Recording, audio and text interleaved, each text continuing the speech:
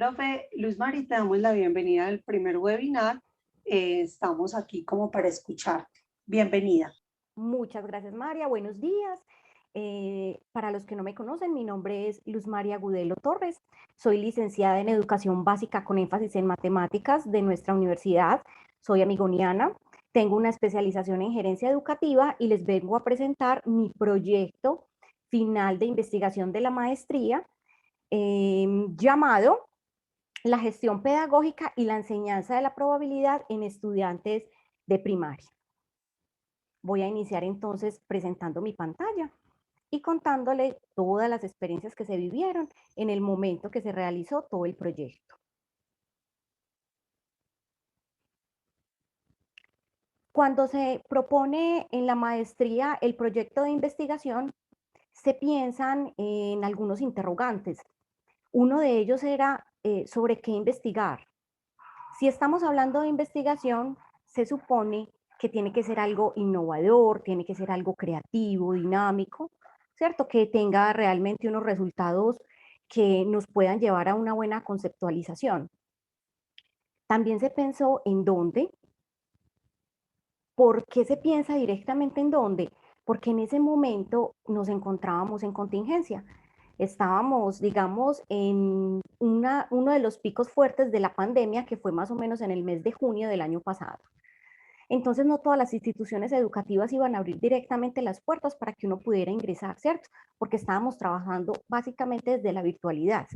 En ese momento ya estábamos viviendo esa contingencia donde algunos de los docentes no teníamos todas las herramientas para poder acceder a esta educación desde la virtualidad. Fuera de eso, también se pensó en que se debía realizar una buena investigación, pero que estuviera basada en algo en lo que se tuviera la experiencia, en lo que se supiera de calidad y en lo que se tuviera de vivencias.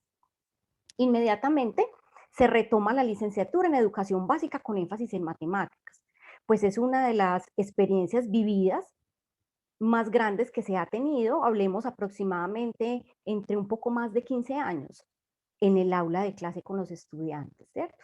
Dictando básicamente el área de matemáticas y compartiendo todo ese conocimiento con esos estudiantes, que igual también se observaba que ellos hacían unas retroalimentaciones muy interesantes donde el aprendizaje no solamente era de ellos para, de mí para ellos, sino que era digamos, una retroalimentación también de ellos para mí.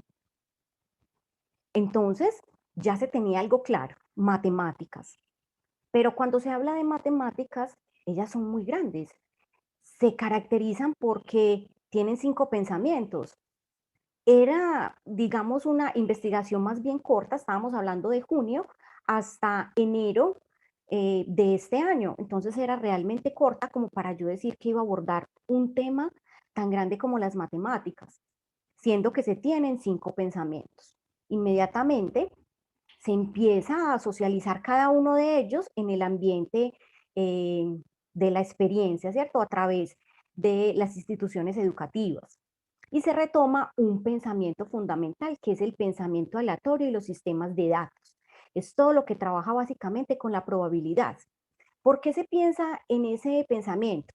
Porque una de las características es que no es muy trabajado en las instituciones educativas, siendo que nosotros tenemos unos lineamientos, unos estándares, unos DBA, donde se supone que se deben trabajar siempre en el año escolar.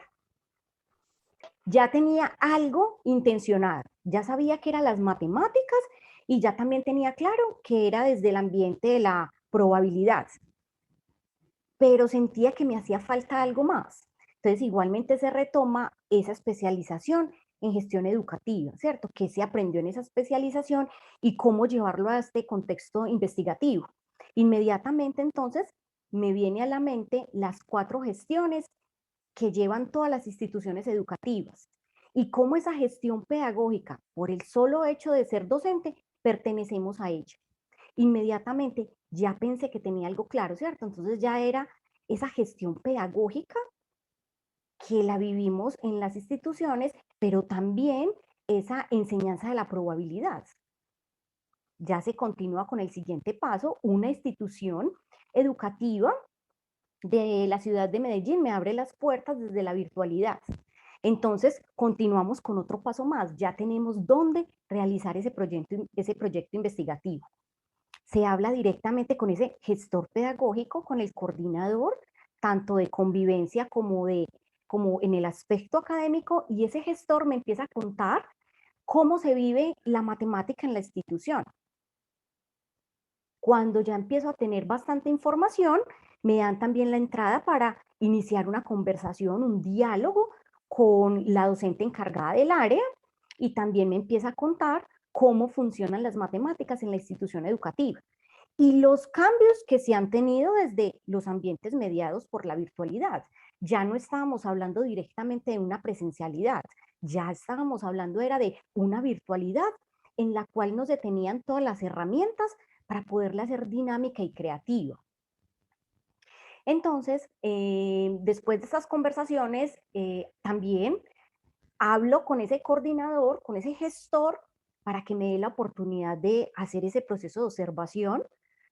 Inmediatamente me da la opción, entonces le propongo un grupo, el grado quinto, que en el momento estaba, digamos, en un proceso muy regular en cuanto al contexto matemático, entonces era, digamos, un buen grupo para poder apoyarlo.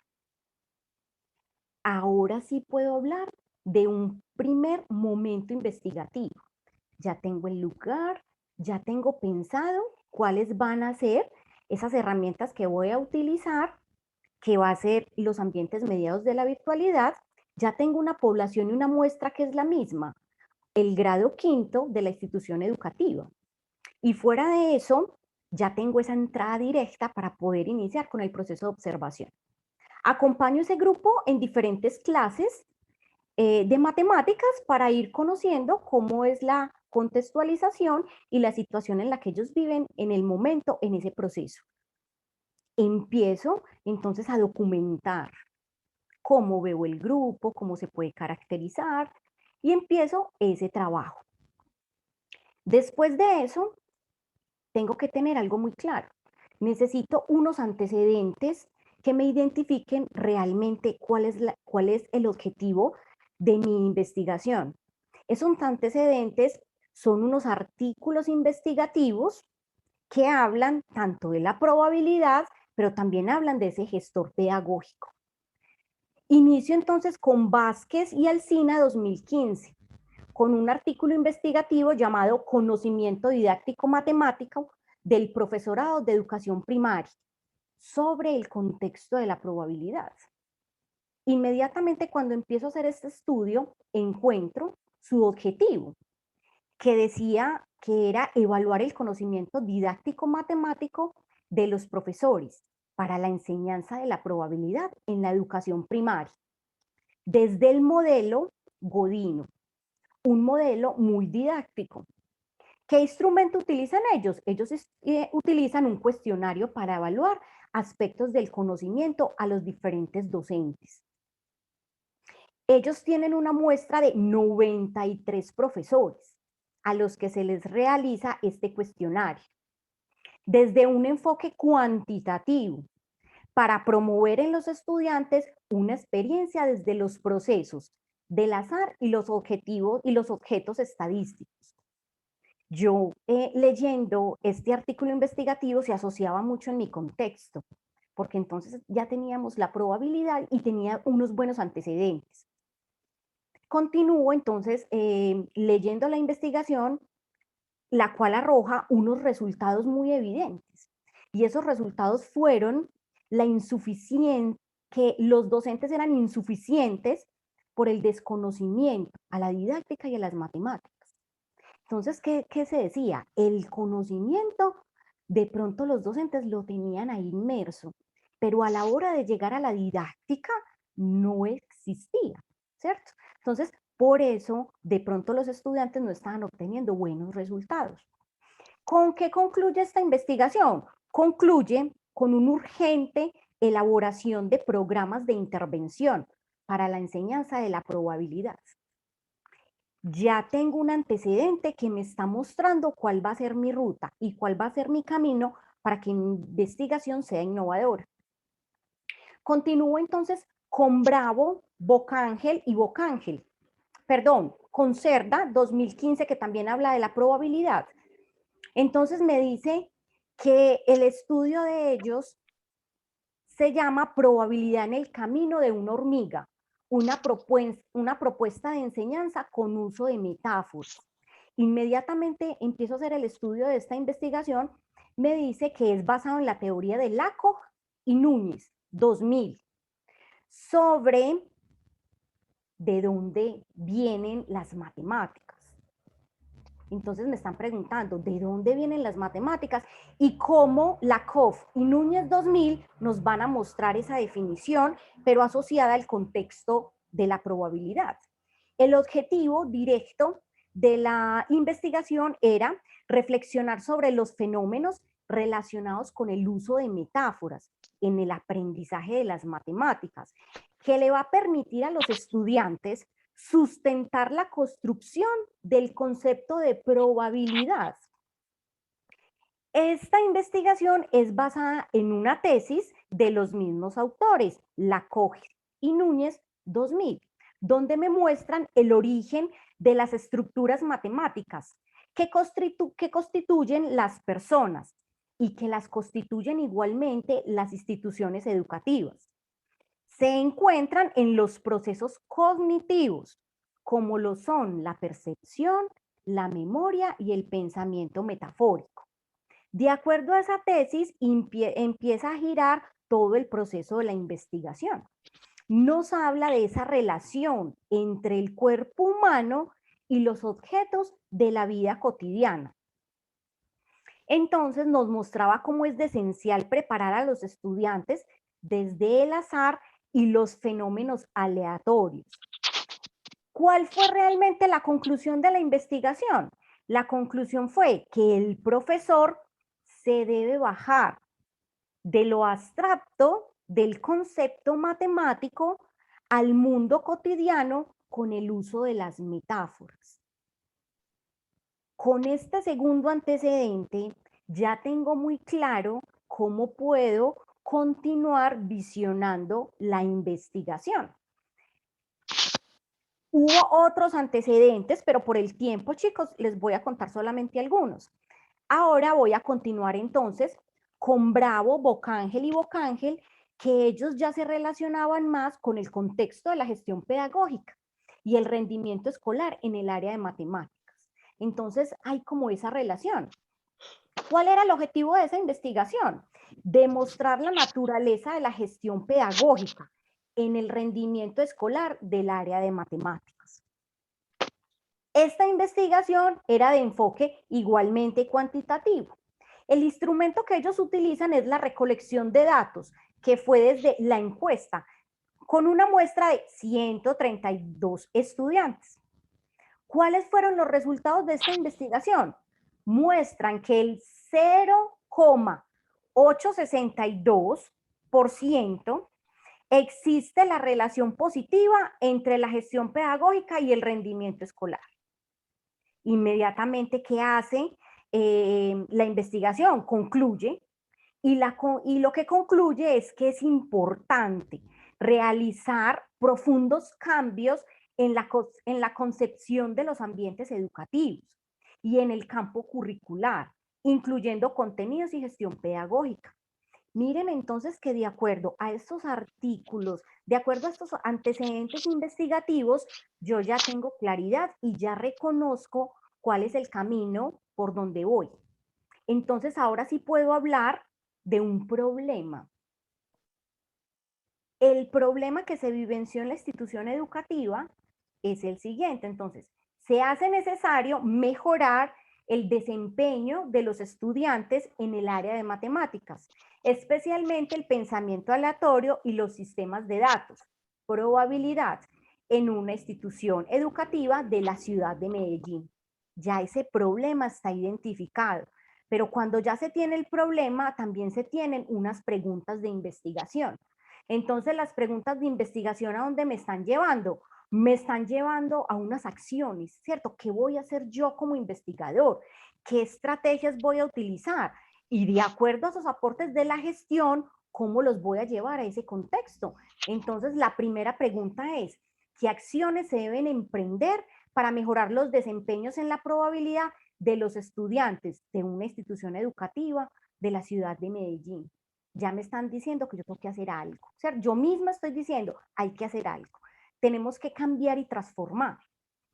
Otra pregunta entonces de investigación. ¿Cuáles estrategias de enseñanza referidas al pensamiento aleatorio y sistema de datos podrían mejorar los desempeños de los estudiantes? Ya me estoy llevando a pensar más sobre esas estrategias que voy a utilizar.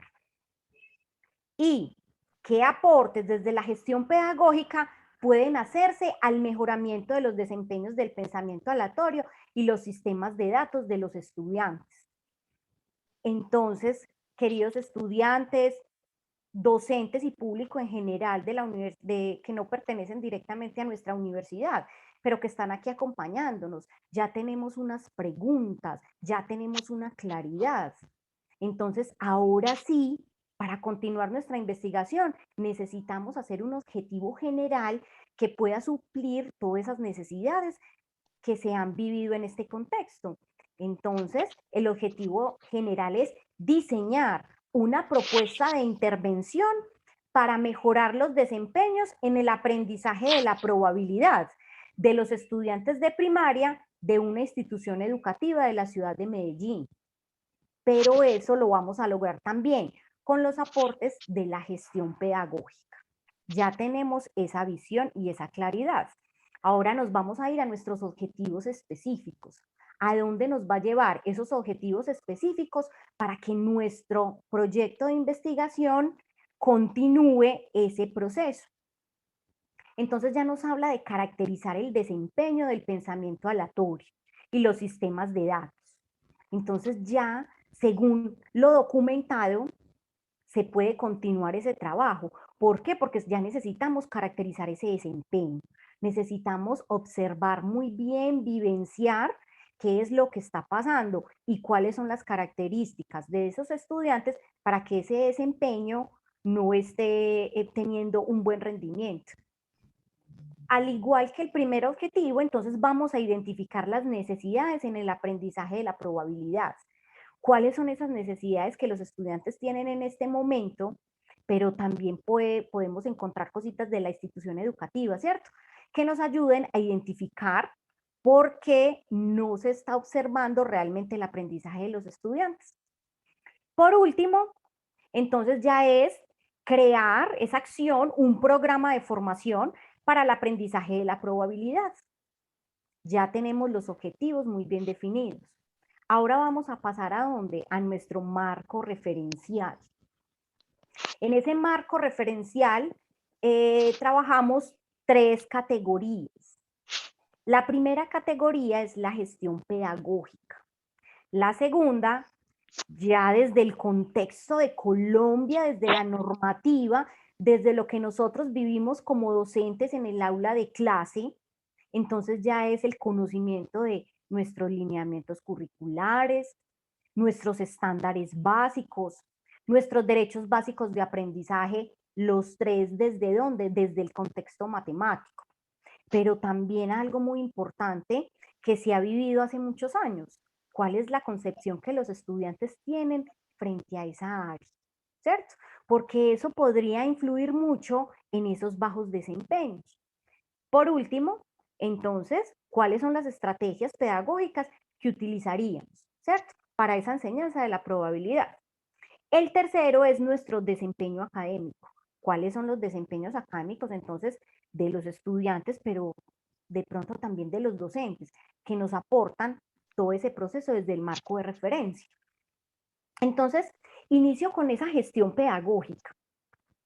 También trabajando desde nuestras bases de datos, buscando realmente artículos investigativos que nos lleven realmente a cuál es el concepto de gestión pedagógica y cómo llevarlo a nuestra aula de clase. ¿Para qué? Para mejorar esos desempeños. Y de esa manera podríamos encontrar esas soluciones a nuestras preguntas investigativas. Entonces, ¿qué dice nuestra gestión pedagógica? Lo dice Bravo, Bocángel y Bocángel 2020. como el contexto diario, lo identifican ellos como el contexto diario que viven quienes, los docentes, los estudiantes, dentro y fuera del aula de clase. ¿A través de qué? De diferentes conocimientos y experiencias de formación integral, que es lo que nosotros en este momento trabajamos. Esa es una de las definiciones de gestión pedagógica. Entonces, miren cómo nos asocian docentes y estudiantes dentro de un espacio, ¿cierto? En este momento nosotros lo podemos hacer no solamente desde el aula de clase, mire que también lo estamos viviendo desde los ambientes virtuales. ¿Cómo podemos trabajar entre docentes y estudiantes? ¿Cómo se puede ver igualmente esa interacción? Entonces, ¿cómo esa gestión pedagógica está analizando ese contexto educativo? Continúo entonces con López 2017. Lo especifica como una comunidad de aprendizaje en la cual están inmersos estudiantes, docentes, institución educativa y comunidad en general. Nos podemos relacionar igualmente con esas definiciones. Pero mire, por ejemplo, como lo dice Cabrejos y Torres, ahí nos está hablando de una contrariedad. Entonces yo puedo decir que ahí tengo una relación con mis autores porque los estoy llevando a un diálogo reflexivo. Esta es de Cabrero Torres 2014. Entonces, ¿cómo identifican ellos la gestión pedagógica? Como prácticas rutinarias del proceso de enseñanza-aprendizaje, basado en el contexto administrativo de las instituciones, desde la planeación de las clases, desde la planeación de las clases de forma tradicional, y no se piensa por ningún motivo en un cambio o una transformación de las instituciones.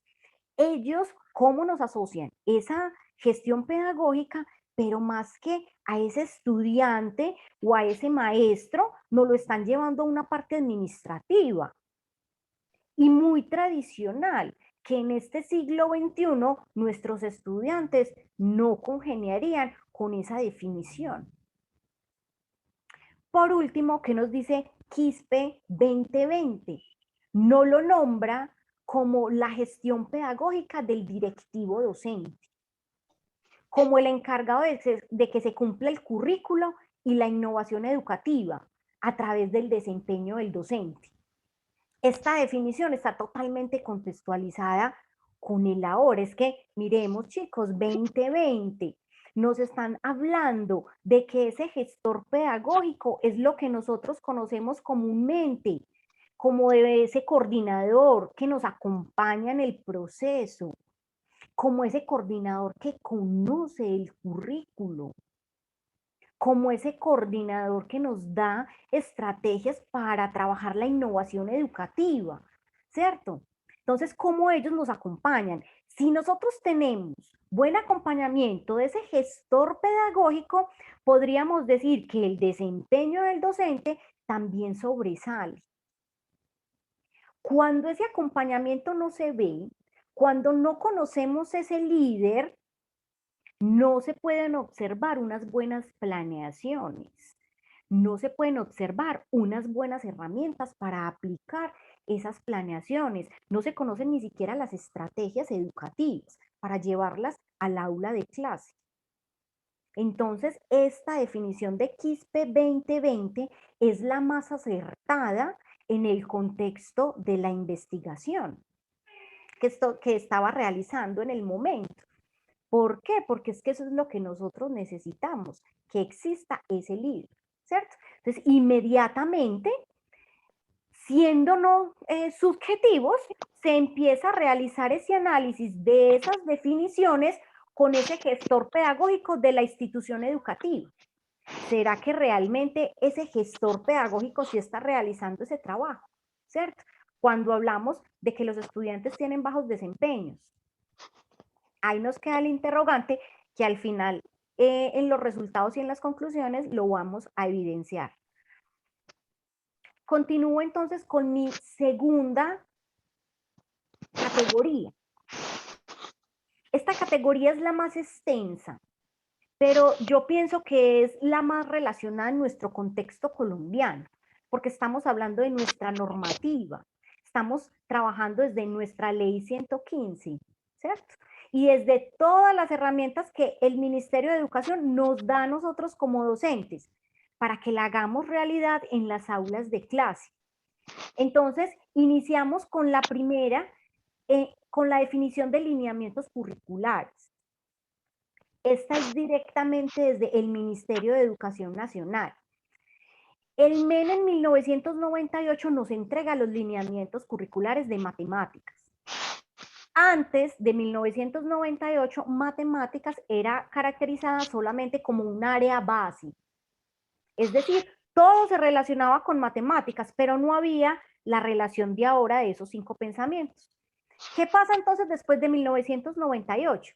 Cuando el ministerio nos entrega los lineamientos. Los docentes nos dicen, docentes, tengan los lineamientos, adáctenlos al contexto educativo donde se desenvuelven. Observen, verifiquen cuál es el contexto donde los estudiantes se desenvuelven y creen de forma autónoma unos currículos y unas mallas curriculares que se adapten con las necesidades. Entonces, la definición clara, que fue creado para reconocer que la educación orienta el progreso de la nueva sociedad, del conocimiento, que articula la visión del ser humano desde el crecimiento potencial de la vida misma. Y nos da la educación con una visión desde nuestras dimensiones del ser humano. Nos habla desde la parte espiritual, desde la parte ética, desde la intelectual, estética y afectiva. Y cuando somos docentes de matemáticas y no conocemos realmente esta definición del MEN, únicamente nos quedaríamos con esa dimensión del ser humano desde la intelectualidad o desde la parte cognitiva. Pero cuando se conoce realmente el área, sabemos que vamos a llevar a esos estudiantes, que la visión de la institución y la visión de nosotros como docentes es que ellos conozcan y que nosotros los llevemos a que sean seres espirituales, a que puedan trascender, éticos, en el momento de la resolución de los diferentes situaciones, problemas que se viven en el aula de clase relacionados con la vida diaria. Lo mismo pasa en la parte de la dimensión del ser humano desde la estética. ¿Quién dijo que en matemáticas no podemos construir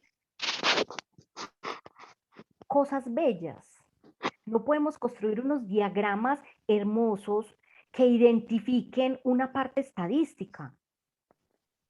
Solamente entonces lo vemos desde la parte intelectual. Y por último, una relación totalmente importante, la relación afectiva. Esa relación afectiva es muy importante para que ese estudiante y ese docente puedan llegar hasta el punto de la empatía, ¿cierto? Que en algún docente, que en algún momento ese docente se ponga en los zapatos de ese estudiante, cuando ese estudiante lo necesita. Tenemos que ser docentes que podamos ser efectivos con ese estudiante. La concepción de docentes de matemáticas ha cambiado. Ya no tenemos esos docentes que llamábamos, que eran la expresión, que eran los más tesos. Ya no se habla del docente más teso, ya se habla del docente realmente contextualizado con su saber. Ya se habla del docente que maneja una relación afectiva con su estudiante, que es un docente que puede llevar el conocimiento, pero que también puede tener una relación de empatía con él, ¿cierto? Entonces miren cómo los lineamientos curriculares nos están dando una base para nosotros poder construir esta categoría. Desde el contexto de los lineamientos tenemos muy claro que manejamos 5 pensamientos. ¿Por qué no se escoge en ese momento el pensamiento numérico y los sistemas numéricos? Porque es que es un pensamiento que yo pienso que es el que más se trabaja en las instituciones. Todo trabaja básicamente desde el concepto del número y desde las operaciones básicas. Entonces, por eso se dice, no es innovador hablar de pensamiento numérico y sistemas numéricos. Cuando se habla desde el pensamiento espacial y los sistemas geométricos, se piensa que igualmente es un pensamiento que se trabaja. ¿Por qué se trabaja? porque es que los docentes necesitan ubicar al estudiante desde un espacio y se ve desde la primera infancia. Entonces, digamos que es un pensamiento que ya se ha investigado y se ha trabajado. Lo mismo el pensamiento métrico y los sistemas de medida. Se habla de pensamiento métrico y sistemas de medida cuando trabajamos en los niños todas las partes desde unas medidas, iniciando por esas estimaciones, por esas medidas que ellos van conociendo como la cuarta, que son sus manitos o la medida de sus pies. Entonces digamos que son pensamientos que se han trabajado. Pero el pensamiento aleatorio y los sistemas de datos tienen una característica muy fundamental en los currículos observados desde Medellín y el área metropolitana. Resulta que el pensamiento aleatorio aparece en los currículos de la mayoría de las instituciones educativas en el último periodo. En un último periodo donde se supone que son 10 semanas, que se van convirtiendo en 8, porque entonces hay noviembres festivos, donde se van convirtiendo en 7, porque entonces las instituciones educativas tienen una semana institucional, y donde se van convirtiendo en 6, porque tienen una semana de exámenes. Entonces, en realidad, no se alcanza a abordar toda la temática, desde la estadística y la probabilidad. Se llega hasta el concepto de que no se dan en las instituciones educativas. Entonces, por eso se piensa en el pensamiento aleatorio y los sistemas de datos, porque es un pensamiento no tan trabajado.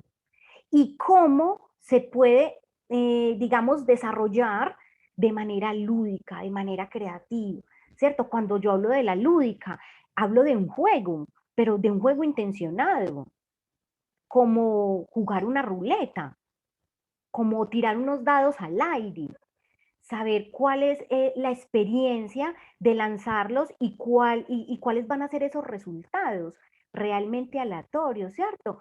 Que ellos lo vivencien y lo pueden vivenciar tanto desde la presencialidad como desde la virtualidad, porque es que, digamos así, cruelmente, ¿quién no tiene unos dados en la casa, ¿cierto? ¿Quién no tiene una moneda para lanzarla? Y cómo podemos aplicar los otros pensamientos a ese aleatorio. Por último, les hablo un poco del variacional. Yo pienso que en mi próximo proyecto de investigación voy a trabajar directamente ese pensamiento, porque yo tengo claro que el pensamiento variacional y los sistemas algebraicos y analíticos no solamente se trabajan en el grado séptimo y octavo, digamos que es el inicio del álgebra. Ese pensamiento trabaja con todos, porque es que ese es el que me está dando a mí la oportunidad del cambio y la transformación. Continúo entonces hablando directamente del pensamiento aleatorio, que es el que trabajé directamente en el proyecto. ¿Cómo? Desde la teoría de la probabilidad. Debe trabajar el espíritu explorador e investigador.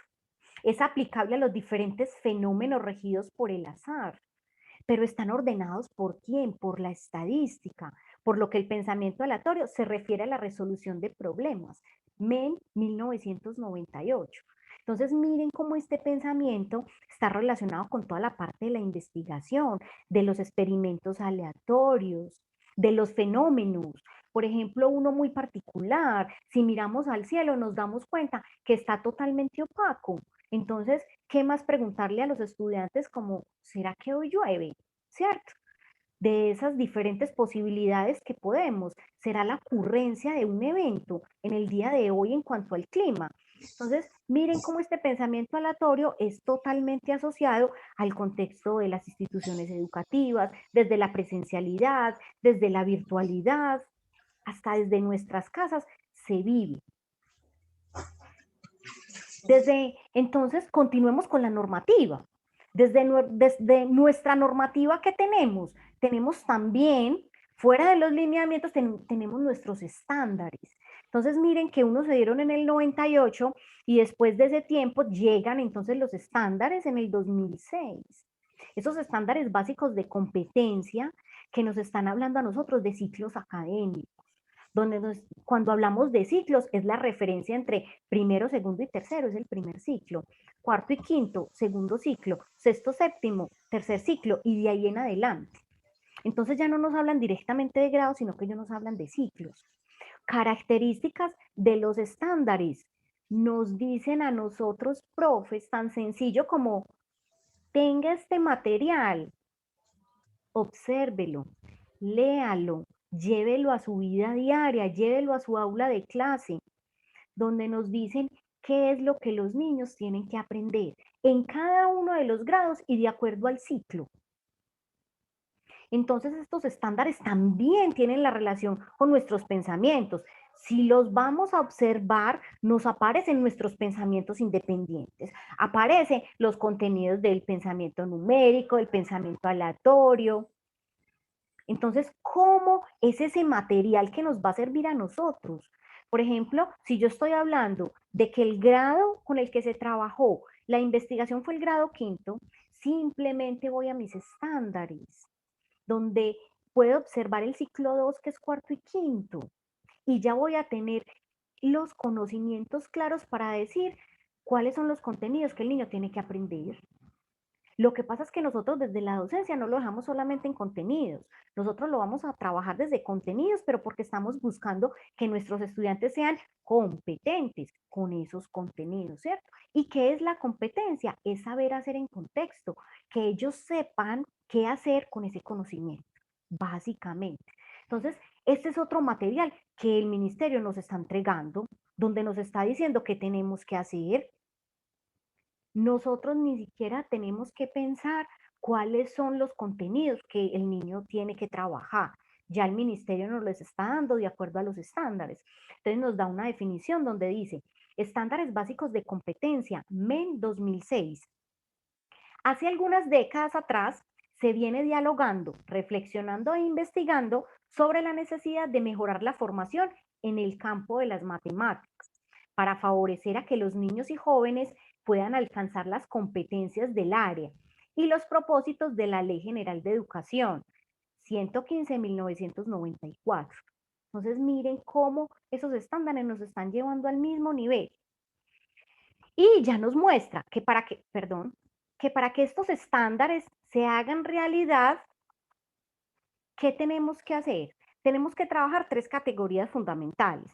Una es la calidad educativa para todos. ¿Qué es la calidad educativa? Miren, la calidad educativa es relacionada con nuestro país, pero con lo que nosotros queremos que Colombia sea.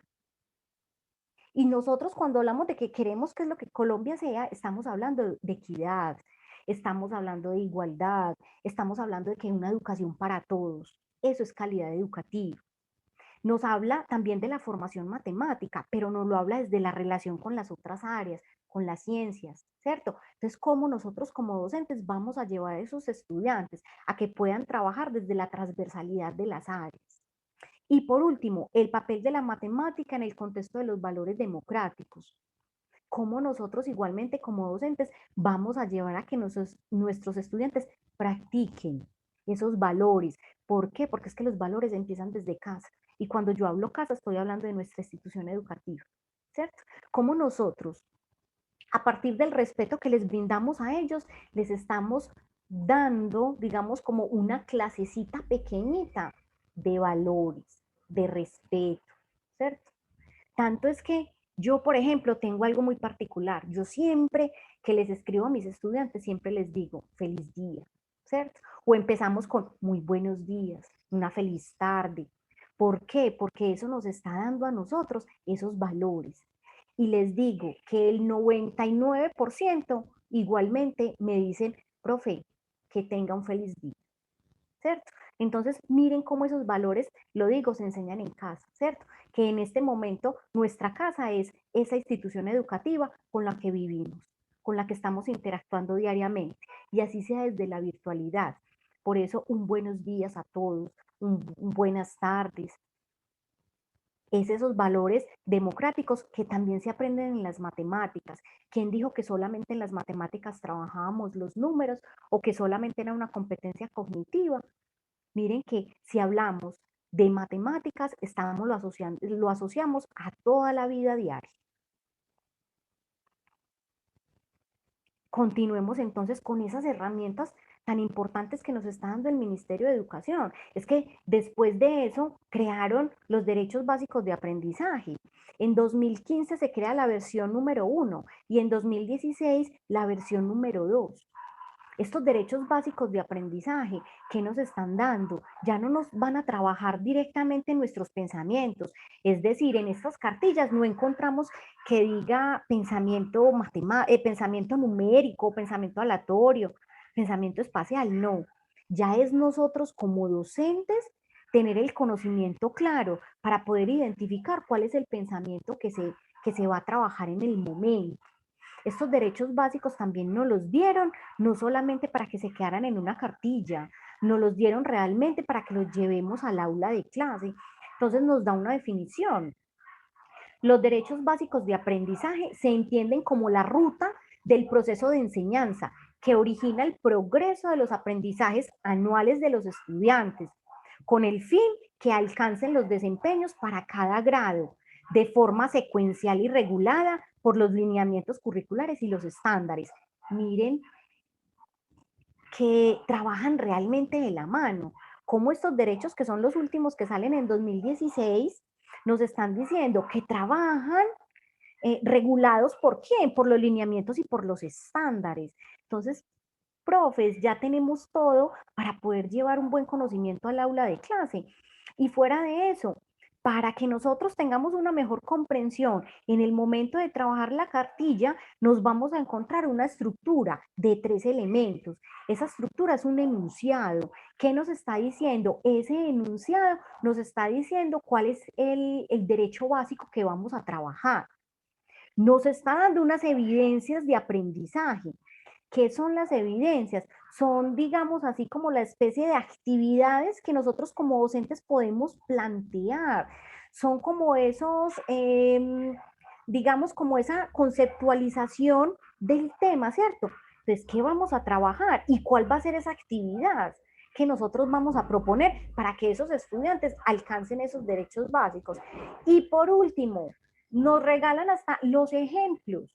Es decir, nos están diciendo, miren, este es un ejemplo claro para que el estudiante pueda alcanzar los desempeños que usted se propone o que más bien la institución educativa, desde el currículo y desde las mallas curriculares, se proponen alcanzar. Entonces, ¿cómo estas herramientas del Ministerio de Educación? Podemos observar que hay instituciones que no las conocen y que no las trabajan. Entonces nosotros desde la licenciatura en educación infantil lo trabajamos siempre, que ustedes como estudiantes reconozcan qué es lo que a nosotros nos da el ministerio y cómo nosotros lo vamos a llevar al aula de clase, ¿cierto? Desde nuestros estudiantes de práctica, desde los cursos de práctica, perdón, como los cursos, por ejemplo, de didáctica del pensamiento lógico, pero también como el curso de potencialidades, que son cursos donde podemos trabajar directamente estas herramientas desde el MEN. Ahora, dando continuidad, vamos a hablar de un tema muy importante que es la concepción de los estudiantes frente a las matemáticas, ¿cierto? Y cómo esos autores, que los nombro, son autores de no más de 5 años, es decir, de 2015 a la fecha, y cómo esos autores en los que les traigo las citas me hablan de que siempre, siempre se tiene la concepción de que es un área supremamente difícil. ¿Por qué es difícil? Porque trabaja desde la secuencialidad, porque trabaja desde unas estructuras básicas, trabaja desde unos conceptos que de pronto no son claros para algunos estudiantes. Y entonces ya me estaban dando insumos de cómo los estudiantes con los que estaba haciendo la investigación tenían acerca de las matemáticas. Entonces, ¿qué me decía Jiménez Limas y Alarcón? Que las matemáticas se caracterizaban por ser una de las áreas obligatorias más difíciles. Pero miren, tanto es que por eso pongo de acuerdo. Mire que ahí estoy dialogando con los autores y lo mismo dice Erazo y Torres. El estudiante necesita tener una excelente actitud para comprender los desafíos que le presentan las matemáticas, sin importar los grados donde éste se desenvuelve. Miren que aquí ya me está llevando a un contexto de actitud, ¿cierto? Como de motivación. ¿Qué más necesita ese estudiante? Y Sepúlveda 2018, entonces dice, evidencian la ansiedad que muestran los niños y jóvenes cuando se enfrentan a situaciones del contexto diario relacionado con las matemáticas. Entonces, como esa concepción de no más de 5 años o 6 años, ya porque sí estamos en el 21, cómo la estamos observando. ¿Será que en este momento, en 2021, los estudiantes todavía tienen esas concepciones o ellas han cambiado? ¿O será que esa relación también está con los docentes? ¿Cierto? Esa relación de que el docente de matemática era el más teso, como lo nombraba anteriormente. También se estará viviendo con esa concepción que los estudiantes sienten acerca del área. Continúo entonces con estrategias.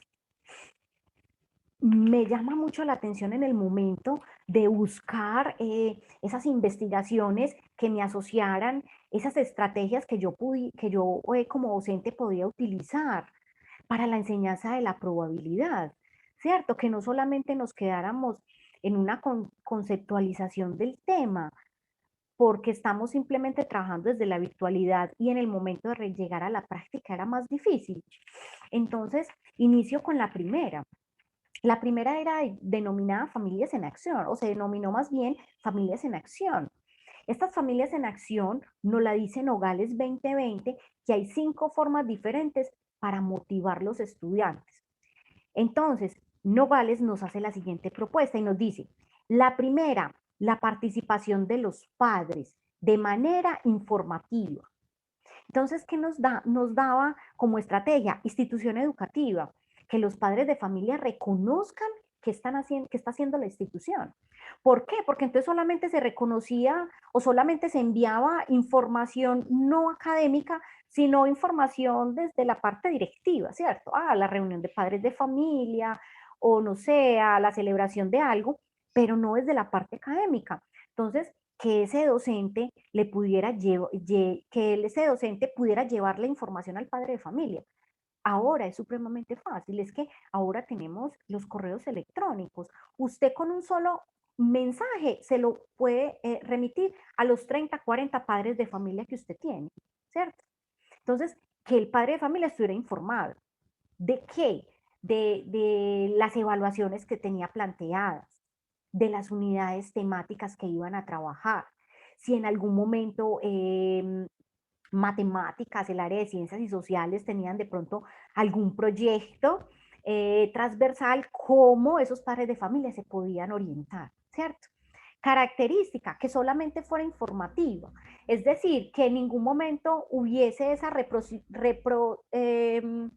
reciprocidad de los padres de familia al contestar, no, simplemente que ellos supieran que el estudiante tiene esas actividades, ¿cierto? ¿Cuál es entonces nuestra segunda? Entonces ya acá se habla de ente de participación consultivo. Ese ente de participación consultivo nos está diciendo que ya el padre de familia sí puede hacer retroalimentación. Entonces, cómo el docente envía la información, pero cómo igualmente ese padre de familia puede hacerlo, puede hacer la retroalimentación. Llegó la información y se leyó, se está de acuerdo o se concluye. Entonces ya podemos decir que esa información llega, pero que el docente también tiene claridad de que ese padre de familia sí se retroalimentó con lo que llegó. Entonces miren cómo esa estrategia es tan sencilla. Y nosotros ahora desde la parte virtual sí que lo podemos hacer realidad. Tengo también entonces esa tercera, la tercera estrategia de familias en acción, entonces es la toma de decisiones de las familias. Es que la familia decida. ¿Qué pasa con esta? Esta era una estrategia que de acuerdo a, que de acuerdo a la investigación de Nogales 2020 no se observó tan clara. ¿Por qué? Porque aunque las instituciones educativas le abran la puerta a los padres de familia para esa toma de decisiones, se observaba que no todos los padres de familia participaban. Es decir, se hace en algún taller y la asistencia de los padres era mínima. Entonces esa estrategia se veía de pronto un poco alejada de la realidad. Otra estrategia, entonces la cuarta, padres al proceso evaluativo. Entonces, cuando hablaba de padres al proceso evaluativo, también se hablaba desde la participación. ¿Cómo lo asoció Nogales? Desde que esos padres pudieran igualmente participar del proceso de los estudiantes. ¿Cómo lo podemos asociar nosotros en el contexto colombiano? Nosotros tenemos nuestro decreto 1290, con el que trabaja el SIE, ¿es cierto? El Sistema Institucional de Evaluación de Estudiantes, para que los padres de familia puedan hacer parte de ese proceso evaluativo, tienen que conocer el SIE. Pero en el momento que el estudiante se matricula en la institución, obligatoriamente tiene que conocerlo, conocer cuáles son los desempeños de los estudiantes y cómo la institución educativa evalúa. Entonces, cómo esta cuarta estrategia de Familias en Acción era clara y contextualizada. Por último, que me pareció supremamente llamativo, en la que yo sé que muchos estudiantes se sentirían muy contentos de que sus padres participaran en la institución de acuerdo con su conocimiento. Es decir, que si tenemos un padre de familia que trabaja desde la física y nosotros estamos trabajando algo relacionado con ella, ¿cómo ese padre podría participar de las clases? Que en algún momento, desde la virtualidad, él nos pudiera relacionar, por ejemplo, con un video de explicación, ¿cierto? Entonces, ¿cómo esas familias en acción necesitamos que realmente estén inmersas con nosotros, como decir una triada, ¿cierto? Entonces, decir la institución educativa, decir esas familias, decir esos docentes y que todos pudiéramos realmente ser una comunidad de aprendizaje. Sería lo ideal. Entonces, esa es una estrategia muy motivadora para la realización de la investigación. Se continúa entonces con la motivación de las matemáticas en estudiantes de primaria. ¿Qué nos decía entonces Gil Torres y Montoro 2017? Nos hablaba básicamente de la autonomía, de la competencia y de la relación con el otro. ¿Qué nos estaba diciendo estos autores? Entonces, que la motivación en estudiantes de primaria tenía que ver con estas tres características. Entonces, si el estudiante era autónomo, es porque él conoce los contenidos del área, sabe qué es lo que se va a trabajar o lo que ya se trabajó. ¿Qué nos están diciendo acá? Profe, cuando usted llegue al aula de clase, dígales a los estudiantes qué está trabajando y qué va a trabajar, de acuerdo a la relación, por ejemplo, nosotros con los pensamientos, desde el contexto matemático, que el estudiante lo reconozca. Desde la competencia, es que ese estudiante se interesa por el área y lo más importante, disfruta del trabajo que está realizando en el aula de clase o desde la virtualidad. Y algo que ahora es fundamental con nuestros estudiantes es la relación con ese otro. Ahora podemos decir que sí hay un aprendizaje significativo cuando se trabaja de forma cooperativa. Entonces, como estrategia de motivación nos puede llevar a mejorar los desempeños de nuestros estudiantes. Por último, entonces, tenemos para enseñar probabilidad en primaria. ¿Qué nos dice Vázquez y Alsina 2015? El conocimiento es un elemento clave para que se observe el saber del estudiante. Entonces, ya que Vázquez y Alsina no lo relaciona con ese profesor. Es decir, profe, usted no enseña lo que no sabe. ¿Qué pasa? Que se observa que hay en instituciones educativas que solamente por cumplir una totalidad de un tiempo de unas horas resultan asignando a docentes que no son de matemáticas a trabajar directamente el área. Entonces, ¿cómo la respuesta de los estudiantes va a ser buena cuando la competencia del maestro no lo es? ¿Cierto? Entonces, miren que ahí también es muy importante que para que hayan unos buenos desempeños, también tiene que haber un buen maestro que conozca su disciplina, que sepa lo que va a enseñar, que conozca cuál es la intencionalidad de su trabajo. De acuerdo entonces a estas estrategias, entonces se continúa con la tercera categoría. Esta tercera categoría es ya básicamente los desempeños académicos, ¿cierto? ¿Por qué escogemos esta categoría? Porque es que se relaciona directamente con nuestro problema, ¿cierto? ¿Cuáles son entonces, por qué han bajado esos desempeños de los estudiantes? ¿Qué nos dice CERDA 2008? Le atribuyen al docente la formación, la comprensión y el dominio frente al área de matemáticas para impartir dicho conocimiento. Entonces, mire que acá es como esa responsabilidad de ese docente. Para que esos desempeños mejoren, el docente también tiene que reconocer su área. Díaz 2016 comparte que quedan muy pocos docentes con la especialidad del área. Por tal motivo, en muchos casos, las instituciones educativas cometen errores y realizan asignación académica que no es adecuada. Entonces, ¿qué pasa?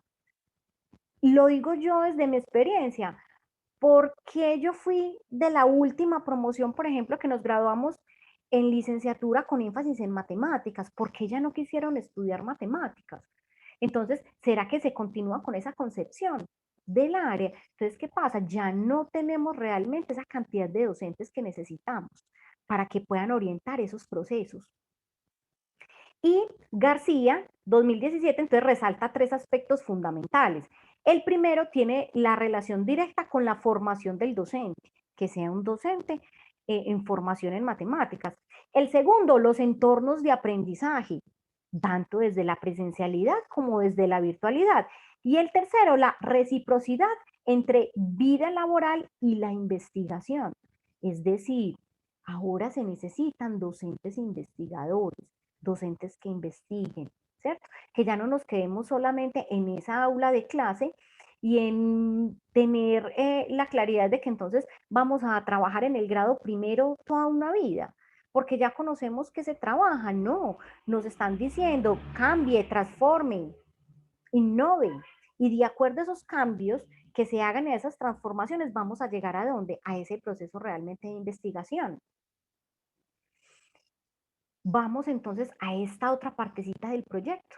Ya llegamos a nuestra metodología. La metodología del proyecto de investigación es desde el enfoque de la investigación cualitativa.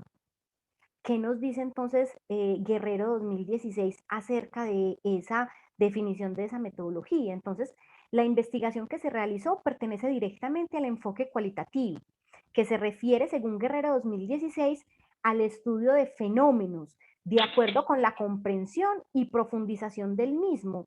Es decir, se investiga a los sujetos en su propio ambiente y contexto que los rodea, porque se necesita conocer más sobre su experiencia, lo que piensan y sobre cuál es su realidad. Entonces, de acuerdo a este enfoque de la investigación cualitativa, entonces ahí fue cuando yo les conté en un principio cómo inicio con ese proceso de ingresar a esas clases virtuales y conocer la realidad, ¿cierto? De cómo están viviendo esos estudiantes las matemáticas y cómo están y cómo se está desarrollando directamente el área. El tipo de estudio, entonces, se realizó desde la investigación-acción. ¿Por qué se hace desde la investigación-acción? Porque, según Martínez 2014, se refiere básicamente al proceso de intervención que realiza el investigador. Yo necesitaba trabajar la investigación-acción. ¿Por qué? Porque es que yo necesito hacer cambios, yo necesito hacer transformaciones y para yo poder hacer ese cambio y esa transformación, lo voy a hacer desde la parte de la etnografía como observadora, pero también lo voy a hacer desde la parte de la acción como investigadora, en el momento de poder hacer un programa de formación y hacer cambio y transformación desde la parte de la probabilidad. ¿Con qué? Con todos esos aportes que me dio también esa gestión pedagógica. Les voy a describir entonces cuáles fueron esos procesos metodológicos. Entonces, inicio con la exploración del contexto de la institución educativa, directamente con el grado quinto en esas semanas que estuve de observación. Caracterizo directamente ese grupo, ¿cierto? ¿Cuáles son sus necesidades? ¿Qué características tienen? ¿Qué es lo que realmente hay que trabajar en ellos? Y voy a creo, un cuestionario un cuestionario sobre el conocimiento de la probabilidad, que es uno de mis instrumentos que trabajé en la investigación. Yo necesito conocer qué saben ellos de la probabilidad. Entonces, por tal motivo, yo creo ese cuestionario. Como estamos trabajando desde la parte de la virtualidad, el cuestionario se manda al docente encargado del área de matemáticas, se manda el link, se realiza desde el Google Formulario y se envía a los estudiantes. Una característica fundamental fue que se inicia el proyecto de investigación con una muestra de 40 estudiantes, que es igualmente el total de la población, 40 estudiantes. Pero por motivos de virtualidad, no todos los estudiantes están accediendo a las clases. ¿Por qué? Porque no tienen las herramientas tecnológicas para eso. Por tal motivo, solamente 28 estudiantes respondieron la encuesta y estuvieron en el programa de formación. Eso se aclara por la parte de la virtualidad, que no se pudo hacer con los 40 estudiantes de la población y la muestra, sino solamente con los 28 que pudieron participar del cuestionario. El cuestionario se plantea con 10 preguntas. Se inicia primero con la contextualización de qué piensan ellos de las matemáticas, pues si les gusta, si no les gusta, si se sienten motivados. También se pregunta por el acompañamiento de los padres de familia. ¿Por qué? Porque de acuerdo a la virtualidad se observa que hay algunos padres que acompañan, pero hay otros que no. Entonces, es muy interesante conocer esa situación de los estudiantes. De ahí ya se lleva directamente a todo el conocimiento de la probabilidad. Y, por ejemplo, se hace una pregunta muy particular, que si durante este año se ha realizado actividades de probabilidad, ¿cierto? Una pregunta muy clara, muy concreta para reconocer si se ha trabajado. Y ya hablamos de experimentos aleatorios, de juegos de azar, como para ir igualmente analizando ese tipo de información y tener claro si se han trabajado hasta el momento. De ahí, ¿qué más entonces? Continúo ya la aplicación del cuestionario, como les dije anteriormente, se envía a la docente encargada del área y ella se los hace llegar desde el correo institucional para que los estudiantes puedan acceder directamente a él. Se hace una organización y análisis y esa interpretación se hace básicamente desde la hermenéutica, ¿cierto? ¿Por qué? Porque entonces analizamos ese cuestionario, pero también analizamos las categorías, que era lo que nos estaban dando, qué nos estaban diciendo esos autores, pero también lo llevamos al análisis de nuestros objetivos específicos, que realmente esa triada sí cumpliera con lo que nos estaba exigiendo la investigación. Se continúa entonces con el diseño de la propuesta de intervención. ¿Qué pasa después de tener el análisis de ese cuestionario? Ya se puede iniciar con esa propuesta de intervención. ¿Qué características se pudo observar en ese momento? ¿Y qué nos arrojó ese cuestionario? Que los estudiantes en ningún momento sienten que el área es maluca o aburridora o difícil. Puedo decir que de los 28 estudiantes que respondieron, el 87.9% responden que les gusta y que se sienten motivados. Entonces, mire que la concepción va cambiando, es decir, ya tenemos otros resultados. Y como les decía, miren que estábamos hablando de que no era más de 5 o 6 años que se evidenciaba que todavía esos autores hablaban desde una matemática de área obligatoria como difícil. Ahora los estudiantes del siglo XXI nos dicen que no, ya no visionan esos profesores de esa manera, ya es un profesor más, o las clases son más incluyentes, ¿cierto? ¿Qué más se pudo encontrar? Se pudo encontrar que durante el año no se habían hecho trabajos desde la probabilidad. Nunca vieron características de la probabilidad. Lógicamente, entonces, si no hay probabilidad en el momento que se empiezan a desgajar el conocimiento de has hecho experimentos aleatorios, has realizado juegos de azar con monedas, con ruletas, todas las definiciones, todas, perdón, las respuestas a esos interrogantes eran no se trabajó, no se conoce, no se ha hecho. Entonces, como esa propuesta de intervención iba a tener que ser desde cero, ¿cierto? Si ellos estaban igualmente motivados, entonces ya sabíamos que teníamos claro que teníamos que motivar esa intervención para llegar a un desarrollo. Y en ese desarrollo era todo el proceso de la probabilidad desde cero, porque entonces teníamos también que hacer un diagnóstico, qué saben y qué no saben los estudiantes. Porque si yo llevo algo que no los contextualiza, que ellos no se sienten, digamos, en un buen trabajo, no van a hacer, no se va a ver realmente un buen proceso de intervención.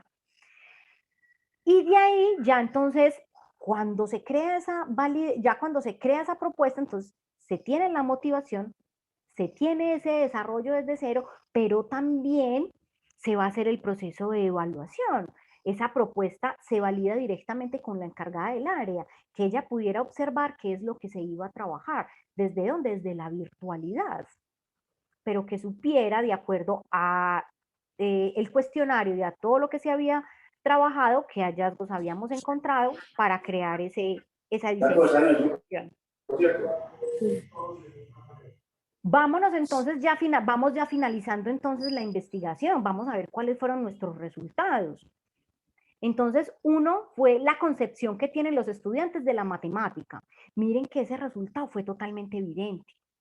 Estoy hablando de estudiantes del grado quinto, 11, 12 años, algunos hasta de 10. ¿Cómo esos estudiantes ya no tienen la concepción de que son difíciles?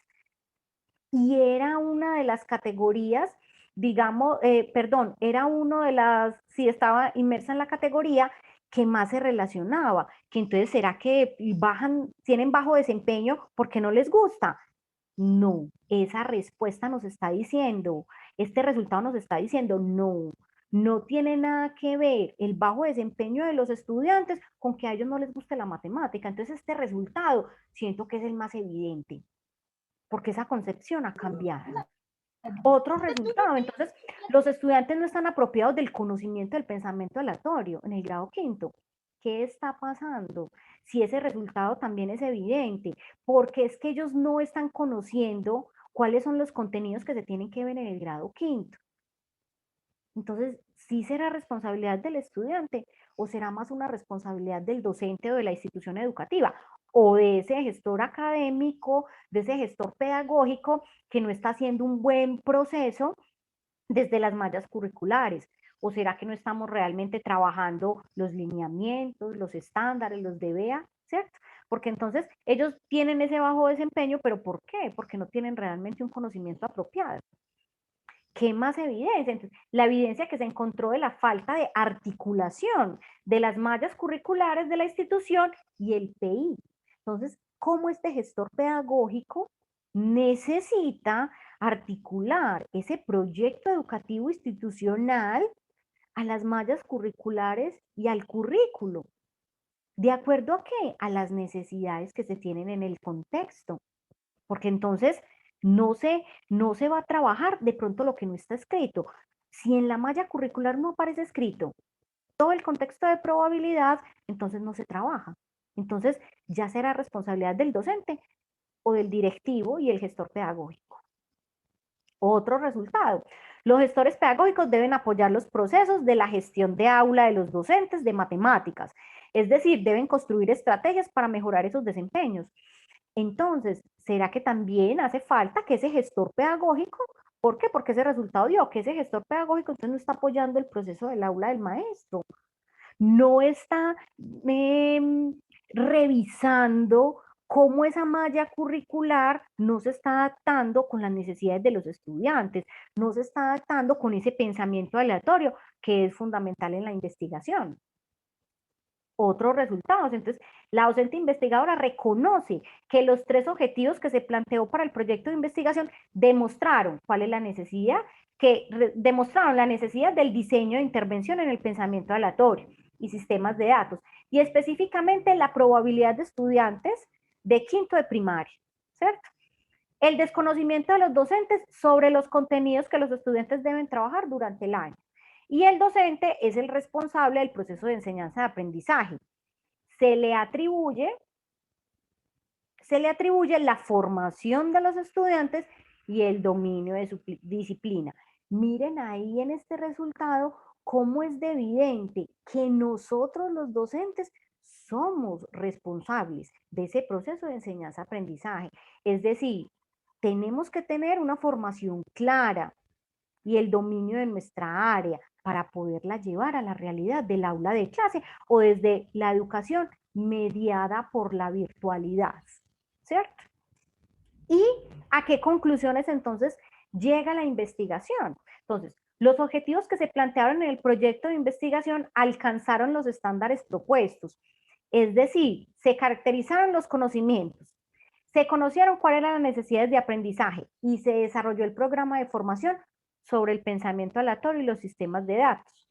En esta parte quiero llevarlos a un pequeño, digamos, a una pequeña reflexión en el momento de hacer la intervención. Cuando se crea ese programa de intervención con los estudiantes, entonces se abre un espacio a la docente investigadora para que pudiera hacerlo realidad. En ese día acompañó la directora de grupo del grado quinto. Se crea una motivación, entonces en esa motivación se inicia con unos círculos de colores, con unas presentaciones de círculos de colores que iban cambiándose y transformándose en segundos.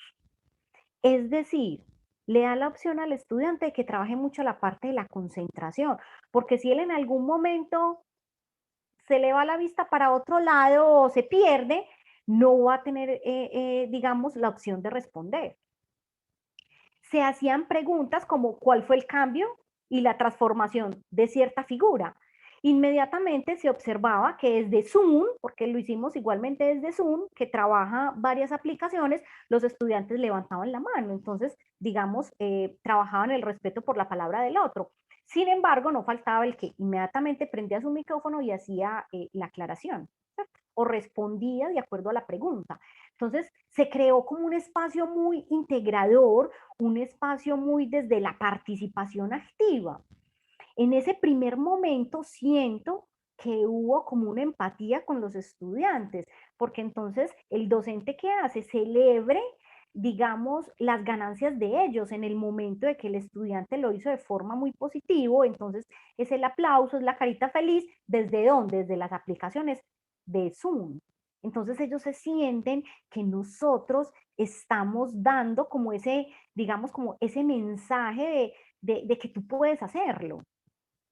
Después de eso, de esa interacción, entonces ahí sí iniciamos con el desarrollo de la intervención. Se crean varias herramientas y estrategias. Entonces se inicia con un video en el que les habla de qué son los experimentos aleatorios, de cuáles no son, de cómo llevarlos a la realidad. Después de ver el video, algunos se quedan con dudas y dicen como que no le es claro, pues entonces debemos la claridad. Hagamos entonces ya el ejercicio. Se les pide monedas, se les pide dados para hacer la parte de la probabilidad desde el azar. Entonces, cómo lance la moneda 5 veces al aire y escriba cómo cayeron esas monedas, ¿cierto? Entonces, la primera cayó cara, en la segunda cayó sello, en la tercera volvió a caer cara.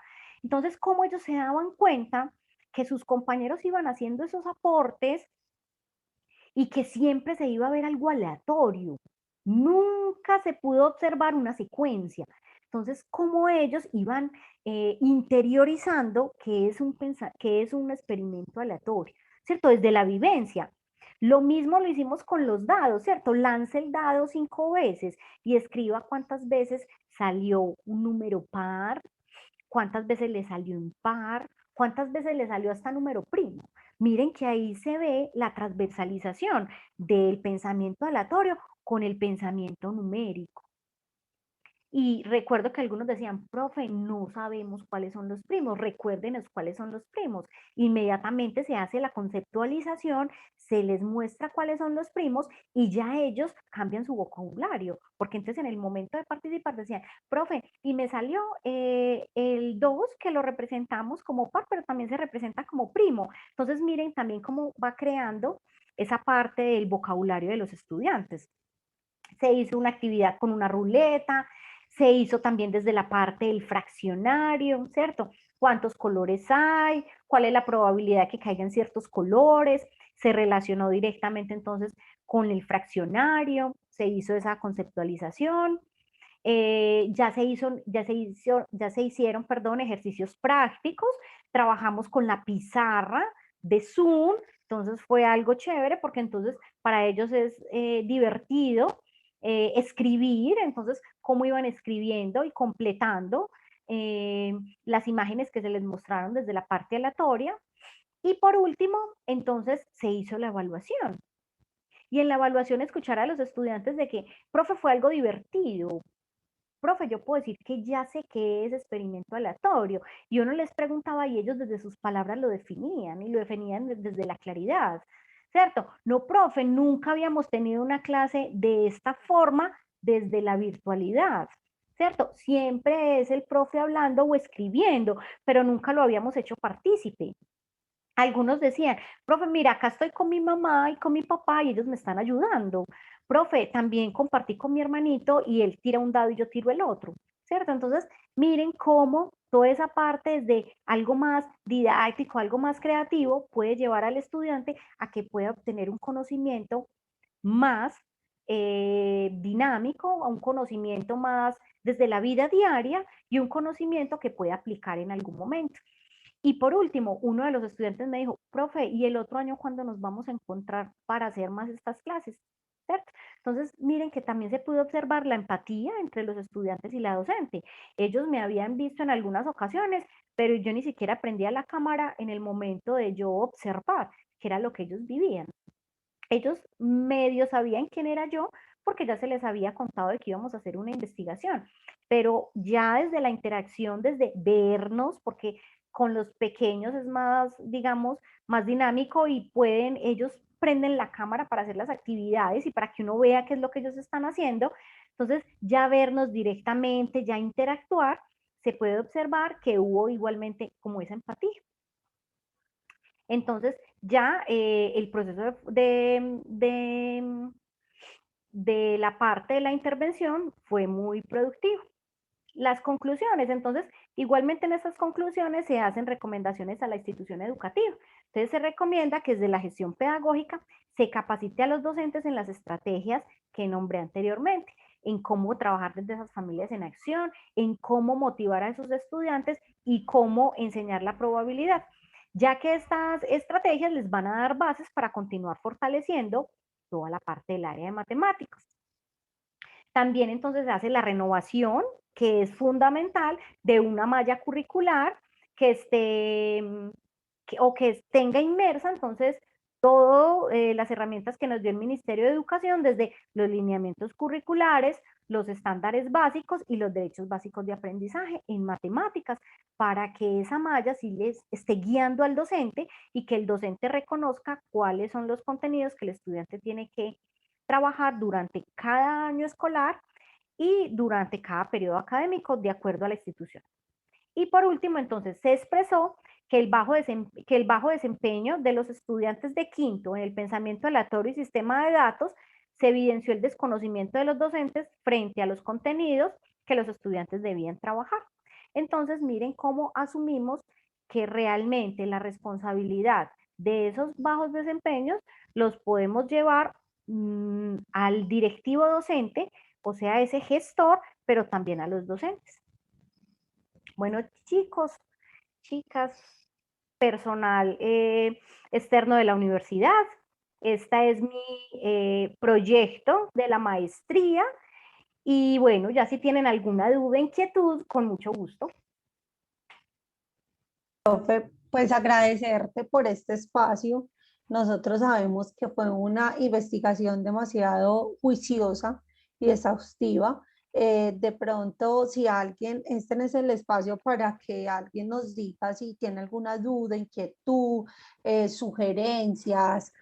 Bueno, no sé si alguien quiera tomar la vocería. También les recuerdo lo siguiente. Se les enviará por correo electrónico la grabación que va a estar en el canal de YouTube de la licenciatura en educación infantil. Se les enviará un enlace donde van a calificar el evento y se les enviará también la presentación de la profesora Luz Mari. También les recuerdo que en el chat se encuentra un enlace para confirmar la asistencia de este evento. El certificado se descarga por la página web, el cual se les mandará el tutorial de cómo descargar después de un mes. No sé si alguien quiere hablar. Claro, doña Rosa. Rosa Alejandra. Sí, buenos días. Buenos días.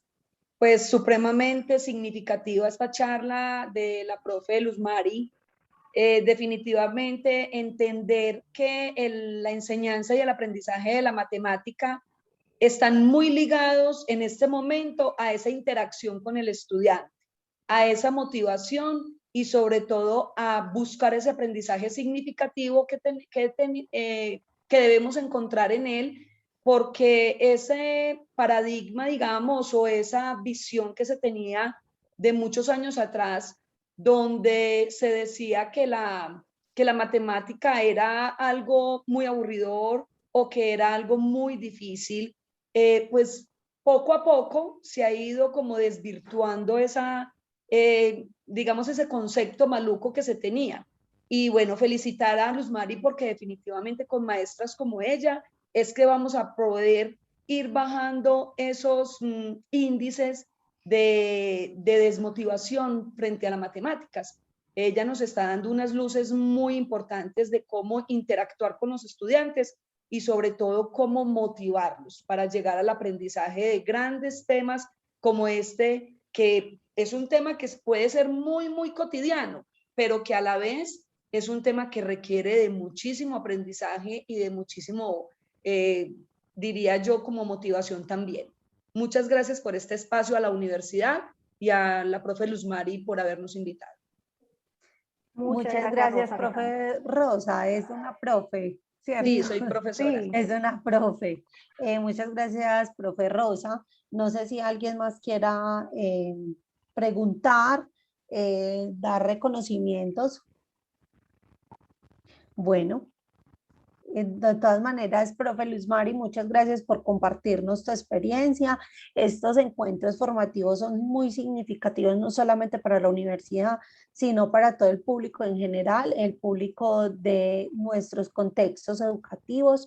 Quiero agradecerte y recordarles a todas las personas que hasta el momento solamente llevamos 74 confirmaciones de asistencia y en este momento somos 91, entonces porfa, confirmen lo más pronto posible. Muchas gracias. En un próximo encuentro, el próximo mes, tenemos musicalización en la primera infancia.